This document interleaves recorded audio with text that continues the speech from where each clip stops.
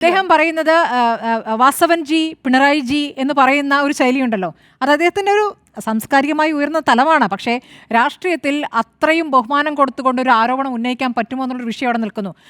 വാസവൻജി ഒഴിഞ്ഞു പോകൂ, രാജിവെച്ച് പോകൂ എന്ന് പറയുന്നതും വാസവൻ ഇറങ്ങി പോകണം, ഞങ്ങളത് സമരത്തിലേക്ക് നടക്കുന്നു എന്ന് പറയുന്നത് രണ്ടും വ്യത്യാസമുണ്ടല്ലോ. രാഷ്ട്രീയത്തിൽ അത്രയും രൂപത്തിൽ സംസാരിക്കാൻ പറ്റില്ല, പറയാൻ പറ്റില്ല. പുതിയൊരു ശൈലിക്കാണ് അദ്ദേഹം തുടക്കം കൊടുക്കുന്നത്. ശരി, ആ ശൈലി എത്രത്തോളം, ആ ശൈലിക്ക് ഒരു കൂട്ട് വേണ്ടേന്നേ, പാർട്ടിക്കകത്തുനിന്നൊരു കൂട്ട് വേണ്ടേ.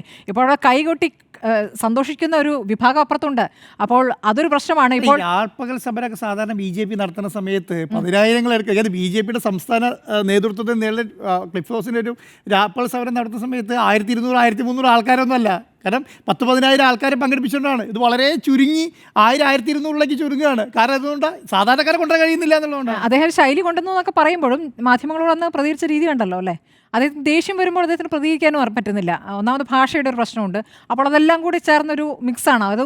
അതിനെ എങ്ങനെയാണ് മറ്റുള്ളവർ ആയുധമാക്കുക, അതായത് ഈ പറഞ്ഞ CPM ആയുധമാക്കുന്നതും കോൺഗ്രസ് ആയുധമാക്കുന്നതല്ല, BJPക്കകത്ത് മറ്റ് ഗ്രൂപ്പ് ചുറ്റും നിൽക്കുന്ന മറ്റു രാഷ്ട്രീയ മുതിർന്ന BJP നേതാക്കളെ എങ്ങനെ ആയുധമാക്കുന്നതാണ് ഏറ്റവും പ്രധാനപ്പെട്ട വിഷയമാകുക. അങ്ങനെ വരുമ്പോൾ അതൊരു രാഷ്ട്രീയ തിരിച്ചടിയാകും. എങ്ങനെയായാലും ഇതൊരു വിഷയമായിരിക്കുന്നു. ആ വിഷയം മറ്റുള്ളവർ ഉപയോഗിക്കുമെന്നുള്ള കാര്യം ഉറപ്പാണ്.